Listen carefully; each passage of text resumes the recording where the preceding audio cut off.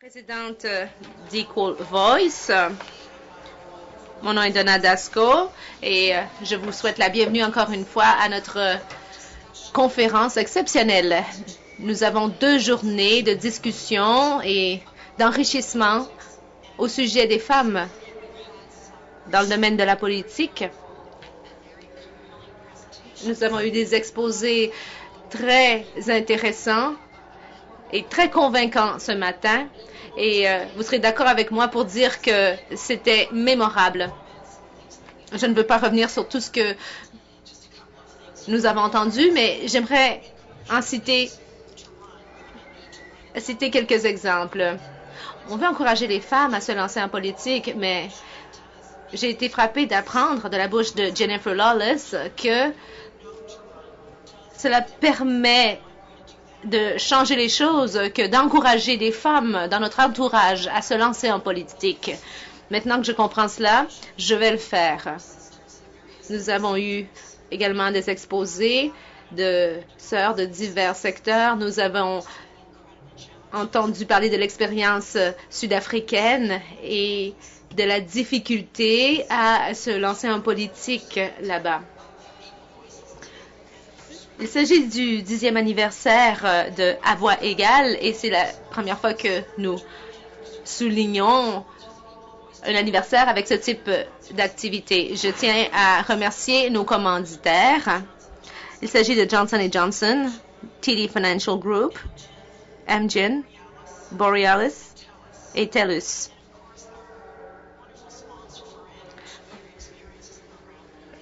Et le ministère de la Condition féminine du Canada est notre commanditaire dans le cadre du programme. Nous avons également l'ambassade de la Norvège, l'ambassade des États-Unis et l'Association des télécommunications du Canada et des États-Unis. Je remercie nos commanditaires de leur soutien et d'avoir fait preuve d'initiative.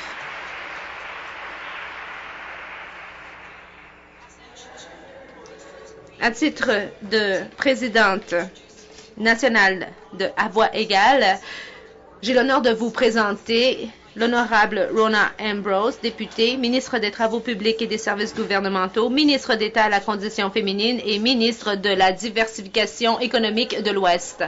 Madame Ambrose a eu une carrière remarquable depuis qu'elle s'est lancée dans la politique. Elle est à la tête de 2 ministères. Elle a également été ministère des Affaires intergouvernementales, ministère de la diversification de l'Ouest, ministre du Revenu et ministre de l'Environnement. Elle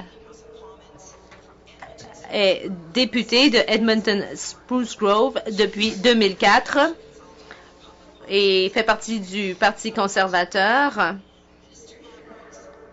La ministre Ambrose est diplômée de l'Université de Victoria. Elle est diplômée en art. Elle parle également français et portugais. Elle a passé le plus long de son temps en Alberta. Elle a travaillé au sein d'organisations qui luttent contre la violence envers les femmes, ainsi que dans un centre de crise et un foyer pour femmes battues de l'Alberta.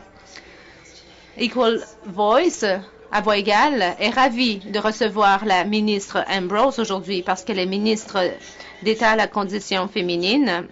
Mais il y a aussi une collaboration appelée le programme de l'expérience avec son ministère. Grâce à ce programme, des jeunes femmes provenant d'un bout à l'autre du pays participent à des activités de mentorat et à des tribunes où elles doivent s'exprimer en public. L'objectif, c'est de s'assurer que les jeunes femmes comprennent que la vie politique, c'est valorisant. Nous voulons qu'elles envisagent ce choix de carrière et qu'elles comprennent que c'est valorisant, que cela en vaut la peine et que c'est important. Et que c'est important pour les jeunes femmes de jouer un rôle dans la sphère publique. Ça fait partie de notre programme. Alors, en tant que politicienne dynamique, la ministre Ambrose est le reflet de ce qui est possible pour les femmes d'accomplir en politique. Alors, nous la remercions de sa présence aujourd'hui et c'est avec plaisir que nous l'écouterons et que nous l'accueillons. Madame Ambrose.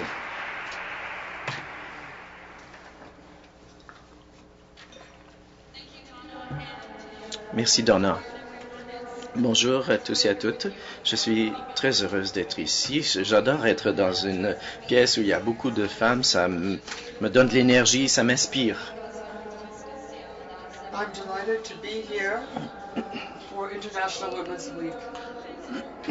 Today we have two reasons to celebrate this week, in which we celebrate the 10th anniversary of Equal Voice and the 100th anniversary of International Women's Day.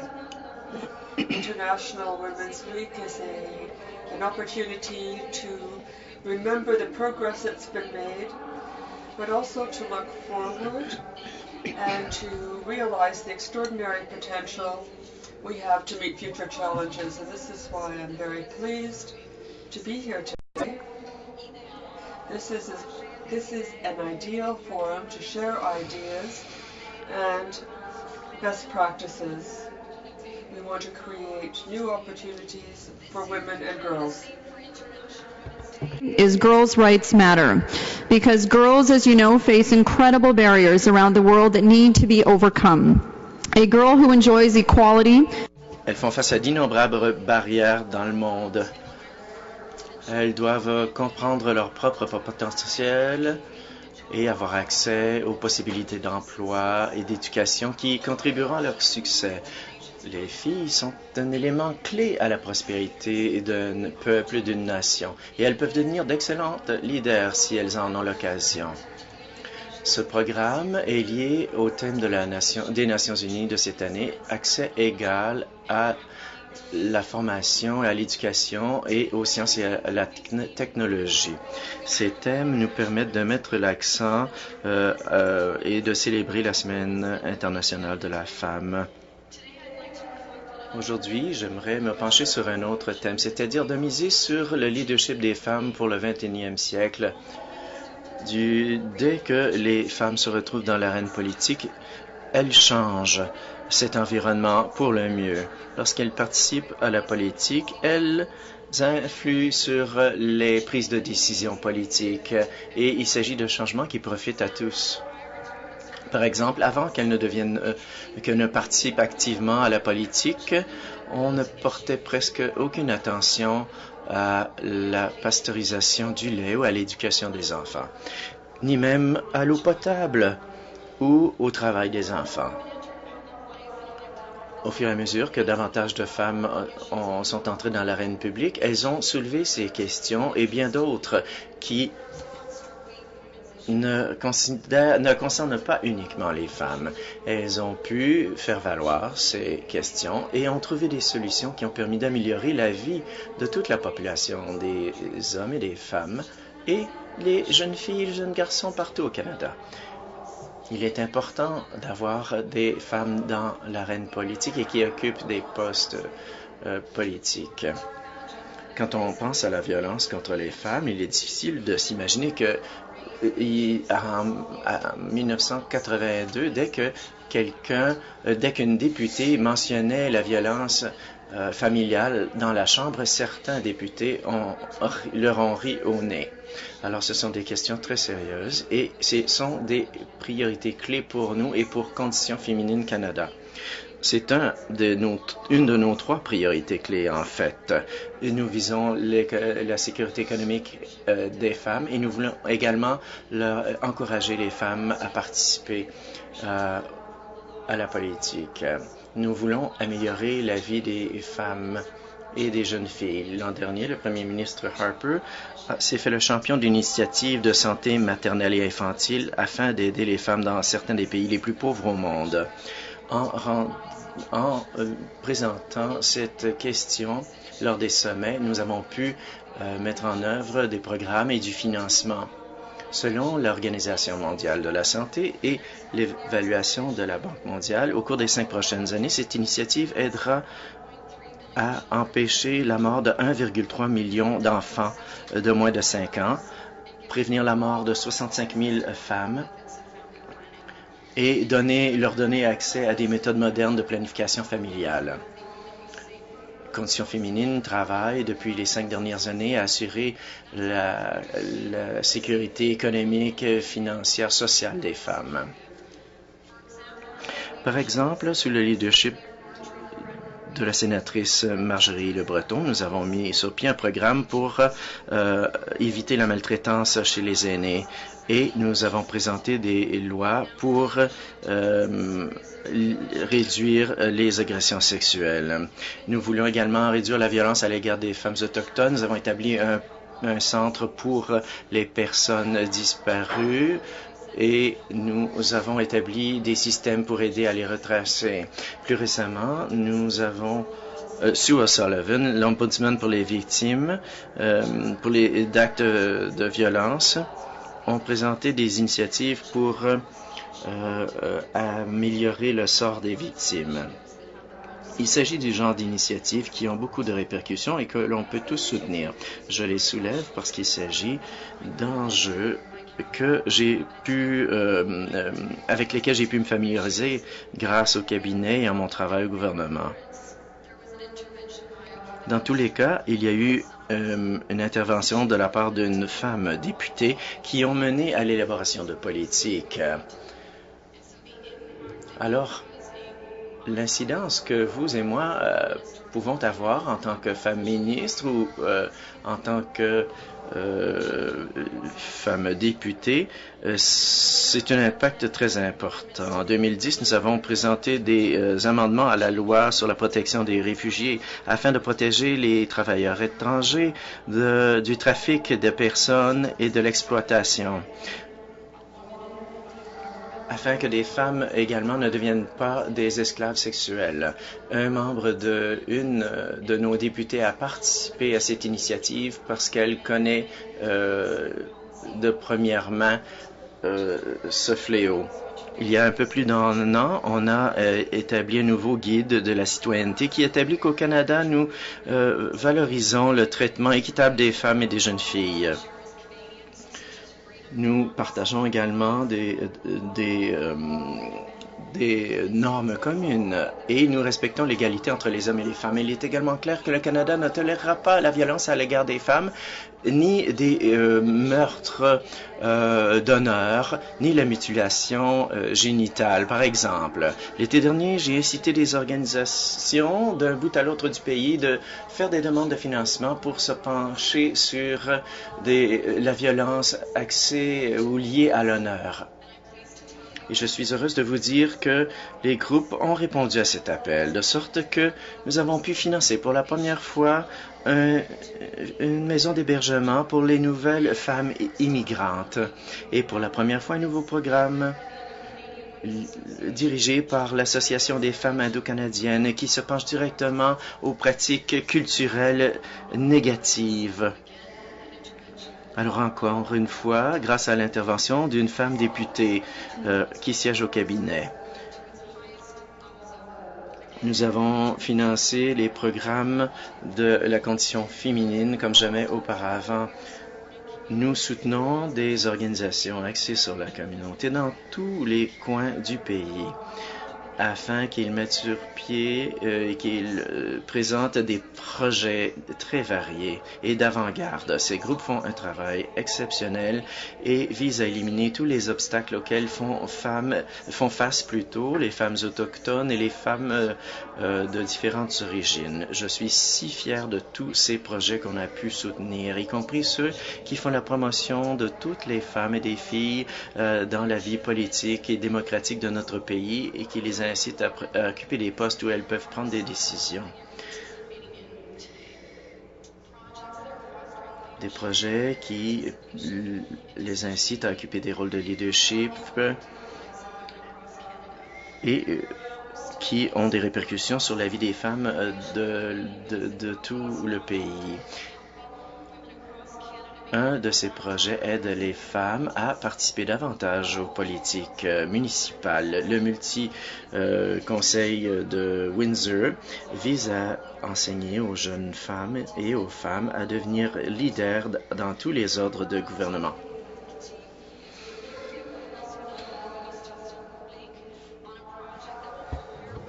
Back for key decision-making roles. In the Le YWCA de Halifax vise à accroître la capacité de leadership des femmes à risque dans la communauté des femmes africaines en Nouvelle-Écosse. D'autres organismes aident les femmes autochtones à faire en sorte qu'elles occupent des rôles de prise de décision plus importants et à éliminer les obstacles qui empêchent les femmes autochtones à assumer des rôles de leadership. Et ce ne sont que quelques exemples parmi tant d'autres.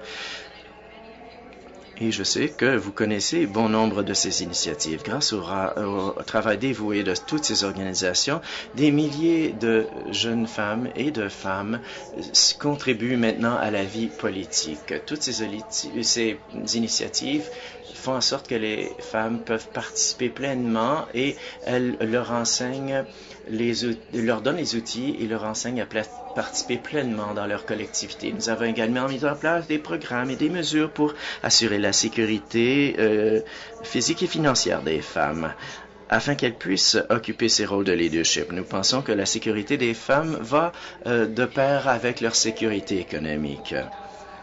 Et nous voulons que les femmes participent à tous les niveaux de ces initiatives.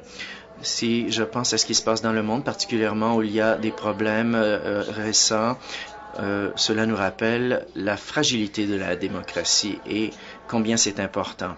Les problèmes de trafic des personnes ou des problèmes de propriété matrimoniale ici au Canada, ou si l'on pense à empêcher l'Iran de siéger au Conseil de la condition féminine des Nations unies, nous avons pour cela besoin que les femmes participent plus au processus démocratique. Il y a 2 semaines, j'ai eu la possibilité de m'asseoir avec 13 filles de partout dans le monde grâce à Plan International Canada. Chaque fille provenait d'un pays différent et elles ont présenté, elles avaient des pensées en commune. Les pays diffèrent, mais les enjeux sont les mêmes. Et elles ont clairement dit qu'une journée internationale des filles serait très importante pour elles. Pourquoi mettre l'accent sur les jeunes filles? Comme vous le savez, le Canada, d'après ses expériences, et moi j'ai décidé, avec le soutien du gouvernement, de soutenir la création de la journée internationale des jeunes filles des Nations unies. J'ai participé à des organisations féminines depuis que je suis une toute jeune femme. Et je me souviens d'avoir siégé à de nombreuses organisations, de nombreux conseils. Et bien souvent, j'étais la seule femme. Mais je n'ai pas perdu les objectifs de vue. Et j'ai continué de participer à ces organisations. Mais lorsque je visite le pays, que je discute avec de bon nombre d'organisations, et que je parle avec des jeunes filles, je me rends compte que bien des jeunes filles n'ont